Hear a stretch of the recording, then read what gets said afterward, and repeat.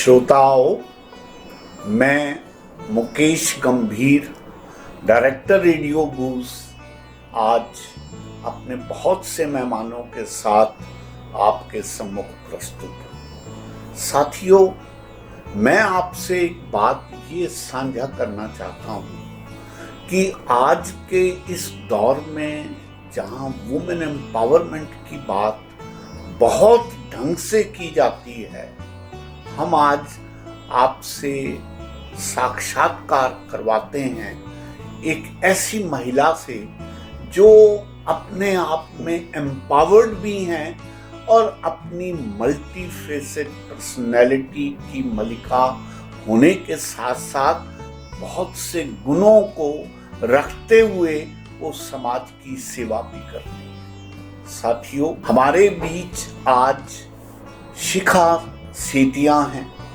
आप पंजाब से बिलोंग करती हैं और अब तो ये NCERT और गुड़गांव का हिस्सा है। आप बहुत मल्टी टैलेंटेड पर्सन हैं। आज हम इनसे इनकी पेंटिंग्स के बारे में बात करेंगे। आप प्रोफेशन से आर्किटेक्ट हैं और होम मेकर भी हैं। इन सब गुणों के रखते हुए आज हम हमारे साथी मिस्टर विवेक आहूजा, मिस्टर वशिष्ठ और मैडम अंजू, हम सब मिलकर समझेंगे कि पेंटिंग्स की क्या फिलॉसफी को मद्देनजर में रखकर आप पेंटिंग करती हैं। कब इनको लगने लगता है कि पेंटिंग कंप्लीट हो गई है, क्या कोई प्री कंसीव्ड नोशन को ध्यान में रखकर आप पेंटिंग बनाती हैं, और भी ऐसे वो प्रश्न जो हमारे साथी और मैं मिलकर इनसे पूछना चाहूँगा, वो आप इन प्रश्नों का उत्तर देंगे। तो मैडम, आपका बहुत बहुत स्वागत है। हम सब आभारी हैं आप आए और आपने अपनी पेंटिंग्स के साथ साथ हमसे बातचीत करने का ये मौका ढूंढा है। हम आपका इसके लिए तहे दिल से स्वागत करते हैं जी। Thank you Mukesh ji. मैं शायद तीसरी बार आ रही हूँ यहाँ पे और हमेशा बहुत अच्छा लगता है आपसे मिलके जी। पहली बार मैं अपनी किताब के लिए आई थी, डिस्कशन के लिए आई और आज मैं पेंटिंग्स के लिए आई। तो आपसे भी मिल चुकी हूँ, आपसे आज मुलाकात हुई। तो आपका ये प्लेटफॉर्म भी बड़ा इंटरेस्टिंग है जहाँ पे आप अपने आप को तो कर ही सकते हैं जो भी आप कहना चाहते हैं, but you get to meet various viewpoints as well. Yes. From many different personalities, from many different walks of life. Yeah.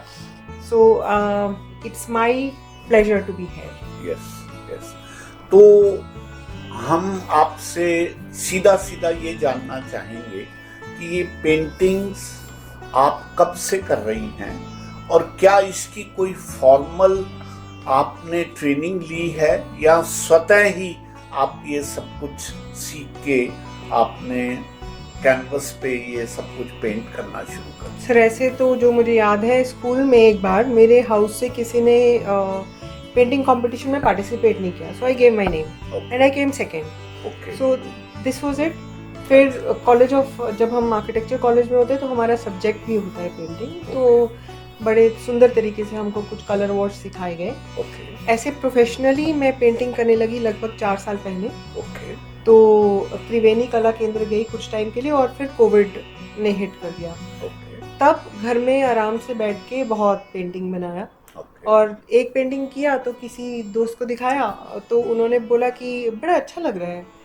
तो आर्किटेक्चर में आप कॉम्पोजिशन एंड डिज़ाइन के एस्पेक्ट्स, कॉन्सेप्ट्स तो सीख ही जाते हैं। तो ऐसे ही आसपास के जिन लोगों को मैं ट्रस्ट करती हूँ या जिन्होंने या तो प्रोत्साहित भी किया और कमियां भी निकाली, उनसे बात करते करते और त्रिवेणी से जो बेसिक सीखे थे तो पेंटिंग करने लगी और हो गया। तो फिर एक कलेक्शन बना, तो साथ में मेरी किताब भी थी, वो भी पब्लिश हुई। तो लास्ट ईयर मैंने कैमरा म्यूजियम में अपनी फर्स्ट सोलो पेंटिंग एग्जीबिशन की और it felt very good. It felt like I have arrived. Okay. And now I am working on my series, the second exhibition, which is to be held in India Habitat Center next year, Visual Art Gallery. So they had approved of my work. What a big thing! Such a good artist is with us, and definitely we appreciate that. मैं विवेक जी एक इनसे बात करने से पहले शिश जी, मुझे किसी आध्यात्मिक व्यक्ति द्वारा दी गई एक सिमली याद आती है। वो कहते हैं कि जब आप अध्यात्म को पा लेते हैं तो दो अवस्थाएं आती हैं। आपकी एक अवस्था होती है जब आप नृत्य करते हैं, वो अवस्था ये है जहां पर नृत्य और नर्तक एक हो जाते हैं। That is a complete identification, rather to that an extent that जो नृत्य करने वाला है वो नृत्य से अलग नहीं होता, नृत्य और नर्तक एक हो जाता है। और एक अवस्था होती है पेंटर वाली, जिसमें पेंटिंग पेंटर से दूर रहती है और वो अष्टवक्र के ज्ञान द्वारा, जैसे ये बात कही गई है कि जो दृष्टा है वो सजग रहता है और उसके द्वारा जो किए गए कृत्य हैं वो स्वयं इवेल्युएट करते हैं। तो मैं तब से इस बात को मानता हूँ कि इन सारी कलाओं का अध्यात्म से भी गहरा जुड़ाव है और आदमी इन पेंटिंग्स को करते हुए या नृत्य को करते हुए इन दोनों रोल्स को भी अदा कर सकता है जो उस आध्यात्मिक गुरु ने अपनी बात में कही है। मैं आपसे जानना चाहता हूँ, आप क्या अवस्था महसूस करती हैं जब आप पेंटिंग करती हैं? Do you forget yourself? Do you totally merge yourself? और what is your state of mind? Sir, आपने तो बहुत गहरे अंदाज में बताया, मैं प्रैक्टिकली बताती हूँ। मैं त्रिवेणी गई और बहुत गर्मी थी, बहुत गर्मी, एज इन कि uncomfortable. And then I asked somebody who was teaching only कि बड़ी गर्मी है, कैसे करेंगे काम, जस्ट एक कूलर लग रहा है कॉरिडोर में, कहीं कोई बन। तो उन्होंने ना ऐसे बोला कि तुम काम करो, तुमको पता भी नहीं चलेगा गर्मी है। And I also did not पे हीड कि गर्मी तो है ही है, काम करना शुरू किया। और सर, ये बात तो सच थी, पता ही नहीं चल रहा है कहाँ गर्मी है क्या है। और कम से कम 20 लोग काम कर रहे हैं अलग अलग रूम्स में, और जो भी काम कर रहा है, ना कि सिर्फ मैं, वो इतना डूबा हुआ है कि आपको 3 या 4 घंटे कहाँ गए पता नहीं। आप कौन से वर्ल्ड में है वो अलग है। जैसे हम बुक भी रीड करते हैं कभी कभी, तो एक ऐसे वर्ल्ड में पहुंच जाते हैं कि जब कभी मेरी वो बुक खत्म होती है जो मुझे पसंद आ जाए, तो मेरे को एकदम लगता है कि ये कौन सा वर्ल्ड है, वेयर इज दैट वर्ल्ड। तो पेंटिंग का भी बिल्कुल वही सीन है कि आपको सच में सर्दी गर्मी से कुछ लेना देना नहीं है, आप इसके ही अंदर घुस जाते हैं। आपको क्या पता बाहर में क्या है। मैं तो पानी में हूँ, और पानी में जैसे मेरी ये पेंटिंग है sir, this is first I will like to hear what do you have to say, then I will say। जी विवेक, देखिए, चित्र देख करके मुझे तो एक ही बात ध्यान में आती है। पहला तो मैं आपकी बात का थोड़ा सा अध्यात्म से जोड़ने का प्रयास करूँ। जैसे उपासना, उसमें जो व्यक्ति उपासना करता है वह उपासक। आप चित्र बना रही हैं तो एक उपासना की ये विधि है कि आप अपने भावों की अभिव्यक्ति को बिल्कुल तुलिका के माध्यम से, रंगों के माध्यम से कर रही हैं। उपासना करते हुए उपासक जब अपने उपास्य देव के इतनी निकट चला जाता है कि वह उपास्य में ही खो जाता है, तो उसे अपने आसपास के वातावरण का कोई बोध नहीं रहता जी। और वो अपने उपास्य देव के उस सुरक्षा कवच में, चाहे वातावरण बाहर का कितना भी खराब हो, गर्मी हो, सर्दी हो, बर्फ पड़ रही हो, तापमान बहुत गिर गया हो, या कठिनाइयां जीवन में कितनी भी हो, वो उस सुरक्षा कवच में पूर्णतया सुरक्षित रहता है। और आपने उत्तर देते समय इस बात को स्वीकार किया कि जब मैं पेंटिंग कर रही होती हूँ तो मैं उस पेंटिंग के अंदर होती हूँ, मुझे बाहर कितनी गर्मी है उसका कोई बोध नहीं रहता। और यही उपासना की विधि है। तो थोड़ा सा एक उदाहरण दूं आपको। मुझे मेरे पड़ोसी सर कहते हैं कि आप बीवी के गुलाम कह देते हैं, कोई बात नहीं। कारण क्या है कि सर मैं एक बीवी बारी की, और ये बात कहो ताकि लोगों के लिए लोग अक्सर कहते हैं मुझे कि मैं बीवी You want का to make Ghulam sure. You want to make sure. that you're not मेरे a- हस्ताक्षर करवाना है। जहाँ कहो मैं चलकर कह दूं, जहाँ कहो हस्ताक्षर कर दूं बहुत कि अच्छा। मैं बीवी का गुलाम हाँ। कहते हैं। क्यों कहते हैं?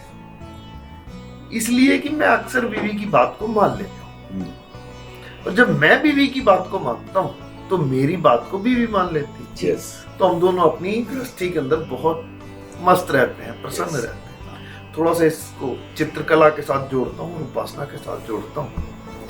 यदि मैं अपनी कल्पनाओं में अपने उपास्य देव या जो भी मैं कार्य कर रहा हूँ उसमें पूर्णतया खोकर के मैं उन आज्ञाओं को, जो कल्पनाएं भावनाएं मेरे भीतर से आ रही हैं, उसमें पूरी तरह खो जाता हूँ, तो ये तय जान लो, मान लो कि मैं उसके बहुत निकट चला गया। और जब मैं ईश्वर के संदर्भ में चित्त से बाहर आता हूँ, ईश्वर का संदर्भ लेता हूँ, ईश्वर के संदर्भ में जब मैं ईश्वर की प्रत्येक आज्ञा का यथावत पालन करने लगता हूँ, तो मेरी सभी शुभ मनोकामनाओं को वो ईश्वर पूर्ण करते हैं। और आप चित्र बनाते समय जब अपनी उस कल्पना में पूर्णतया खो जाती हैं, तो उसको पूरी तरह से उकेरने में सफल और सक्षम हो जाती हैं।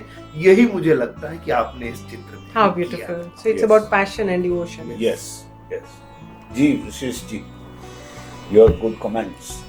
देखिए, मैं तो एक सवाल पूछना चाहूँगा, जी। क्योंकि मैं आपके बारे में जानता हूँ, आप लिखती भी हैं, आप एक फोटोग्राफर भी हैं, आप एक आर्किटेक्ट भी हैं, और आपकी पेंटिंग्स भी हमारे सामने हैं। एक फोटोग्राफर अपनी आँख से, कैमरा बीच में होता है, किसी चीज़ को देखता है और उसे कैप्चर कर लेता है। जी। ये एक अपने आप में एक प्रोसेस है।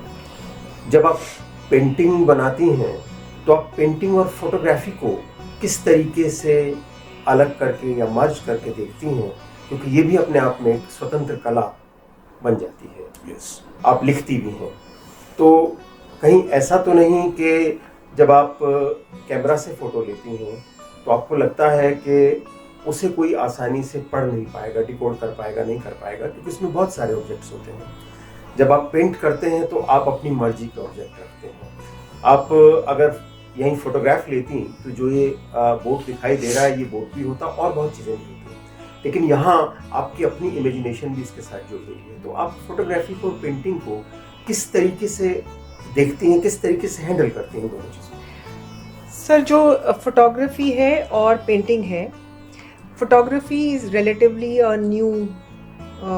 is newer than painting. Painting has been there since ages, और हर जोग्राफी, आर्ट, कल्चर में अपना पेंटिंग का एक स्टाइल था।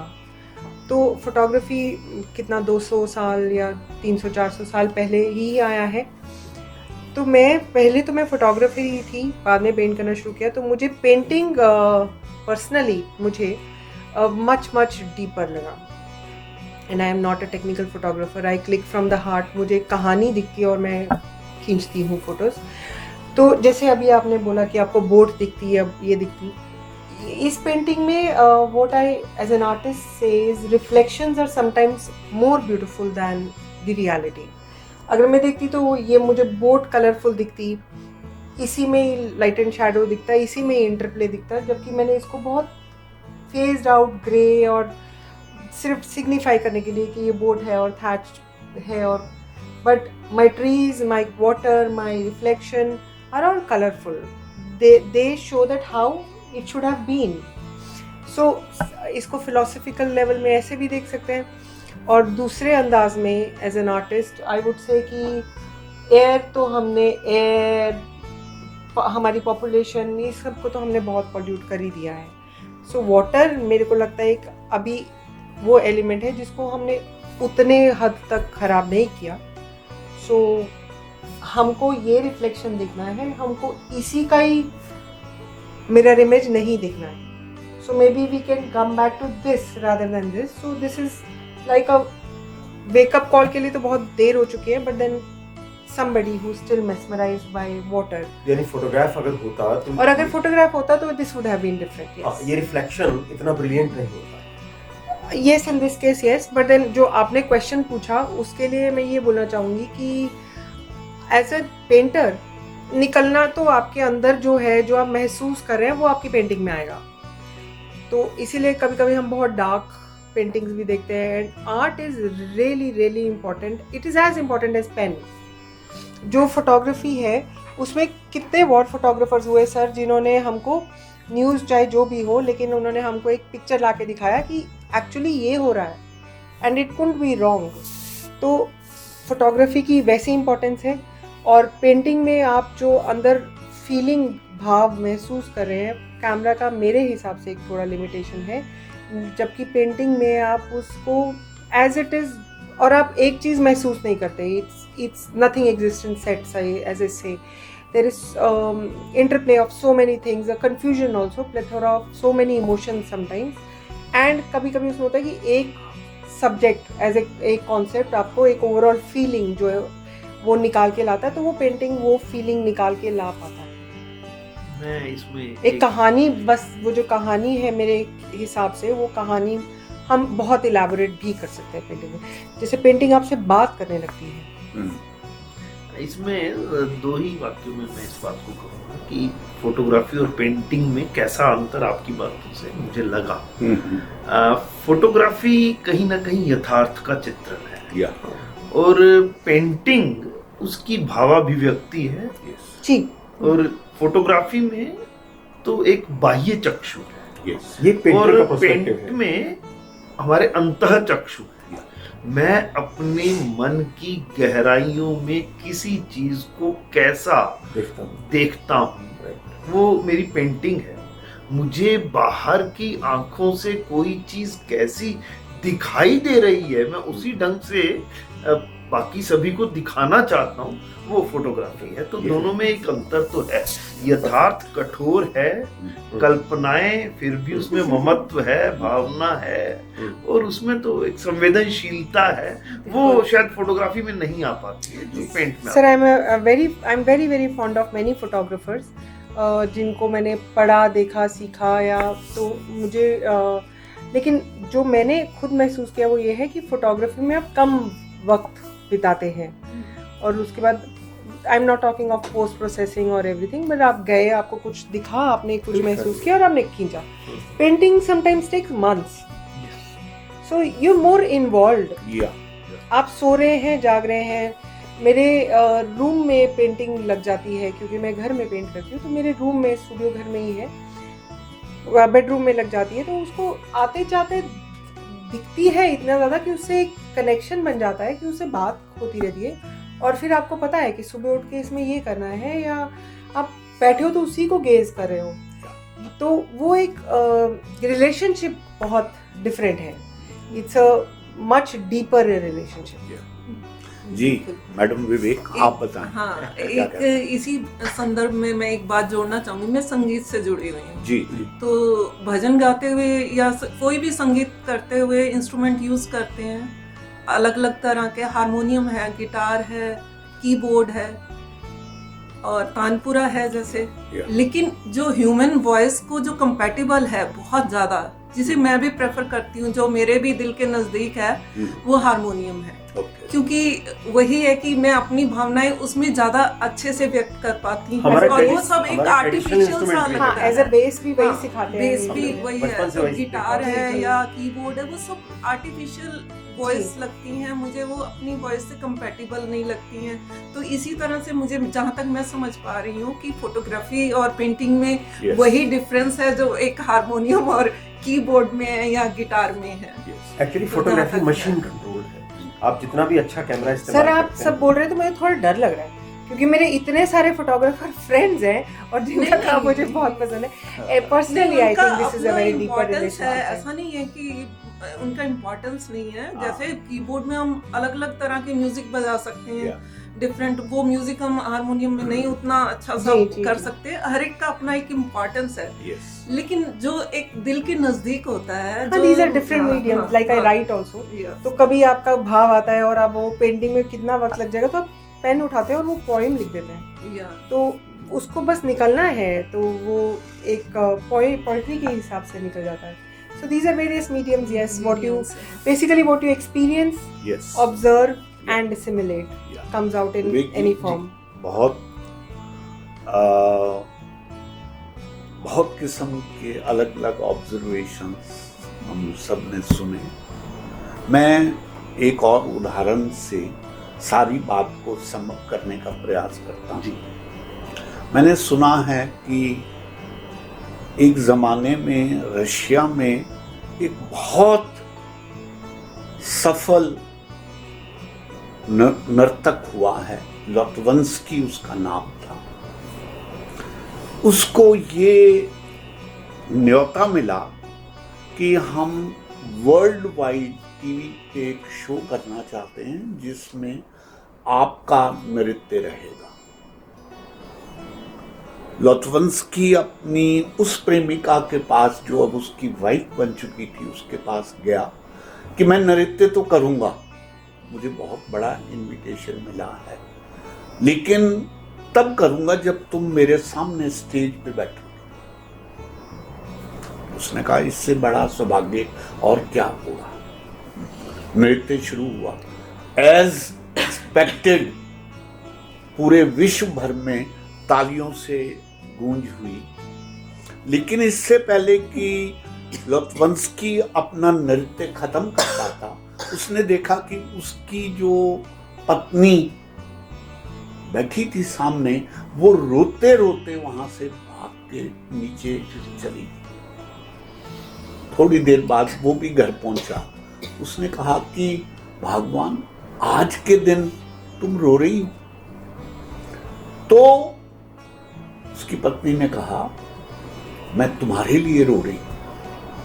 मुझे ऐसे लगता है कि पूरे विश्व ने तुम्हारा नृत्य देखा और तुम इतने अभाग्यशाली हो कि तुम अपने नृत्य को नहीं देख पाए.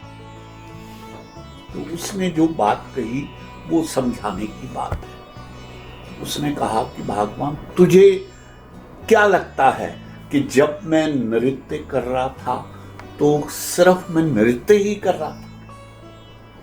उस समय मैं स्वयं को भी देख रहा था और नृत्य भी कर रहा था. तो विवेक जी, मैं जो बात कहना चाहता हूं कि मैंने पहले जो बात कही थी, अब उसका कॉम्बिनेशन है कि ऐसी अवस्था भी आती है जब आप अपने चित्र को भी देखते हो और आपका चित्रकार भी जागरूक रहता है. और धीरे धीरे ऐसी अवस्था भी आती है कि आप चित्र में स्वयं मर्ज होने लगते हैं. और ये प्रकाशता है. और इसी से मैं जीवन का एक सूत्र निकालता हूं कि जहां जहां भी तुमने खोया है, खोया मीन स्वयं को भी खोया है, जब आपने अपने को मर्ज करते हो, वहां उस अनुपात से आपको आनंद मिलता है जिस अनुपात से आप स्वयं को वहां खोते हो, मर्ज करते हो और अपनी आइडेंटिटी को भूल जाते हो. तो मैं ये समझता हूं कि साधारण दृष्टि में सिर्फ ऐसे लगता है कि कोई व्यक्ति पेंट कर रहा है, लेकिन अगर वो गहरे में उस सूत्र को पकड़ ले जो जीवन को भी जीने का सूत्र है, कि जहां जहां जीवन में आप आनंदित होते हैं, स्वयं को मर्ज करते हैं, भूलते हैं, उतना अनुपात में आपको आनंद मिलता है. तो सौभाग्यशाली हैं वो लोग जो इस आनंद को प्राप्त करते हैं. और अदरवाइज आप देखिए, दुनिया में करोड़ों अरबों लोग रहते हैं, कहाँ समझ आ पाती है कि जीवन में अंततः आनंद कैसे पाना है. मैं एक शेर कहा करता हूँ कि यहाँ दौलत वालों ने जिंदगी में अलग से क्या पा लिया, यहाँ भर पेट खाने वालों ने अलग से क्या खा लिया है। जिंदगी के स्वाद यहाँ भूख में वाबस्ता हैं, जिसने खुद को गवा दिया उसने ही पा लिया। बहुत बढ़िया। तो ये जो गवा के पाना है, ये सूत्र बहुत कम लोगों के हाथ में लगता है। जी, आप सौभाग्यशाली आई एम हैं। Blessed. So God bless you further. तो हम आगे बढ़ते हैं इस बात के लिए कि अब आपको ये कब कहाँ ये फीलिंग होती है कि आपकी ये पेंटिंग पूरी हो गई। सर कहते हैं ये painting never gets completed, yes, you stop yourself somewhere. तो आप एंड ऐसे भी कहते हैं कि जीनियस को ये पता होता है कि रुकना कहाँ है। तो वो एक सीखते हैं हम जिंदगी भर, एक आर्टिस्ट जिंदगी भर सीखता है कि मुझे कहाँ रुकना है।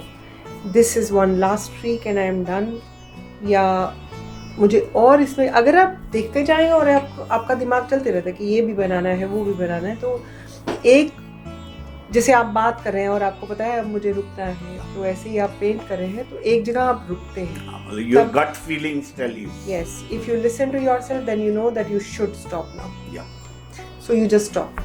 यस। अनंत को मिलने की यात्रा तो अनंत होती है। या व्यक्ति स्वयं उस अनंत को पाने के लिए चलता है, लेकिन कहीं ना कहीं फिर वो रुक जाता है। तो ऐसा ही आपकी इस चित्रकला में है, पेंटिंग में, तो कहीं ना कहीं आपको इसको बहुत विश्राम खूबसूरत बोले देना आप। होता है। या विशेष जी, बिल्कुल ठीक कहा। वाइंडिंग अप सेंटेंसेस बिल्कुल ठीक कहा। बेसिकली एक आर्टिस्ट ही इस बात को समझ पाता है या कि कब उसकी पेंटिंग पूरी हुई, और बेसिकली पेंटिंग पूरी नहीं होती। एक सेटिस्फेक्शन, इनर और एक सेटिस्फेक्शन, कितना आप कहना चाहते हैं। हाँ, एक इनर सेटिस्फेक्शन कि मैं जो करना चाहता था या जैसा मैंने विजुलाइज किया था। बेसिकली एक राइटर भी जो कुछ लिखता है उसे विजुलाइज करता है, जी, और एक पेंटर विजुलाइज करता है।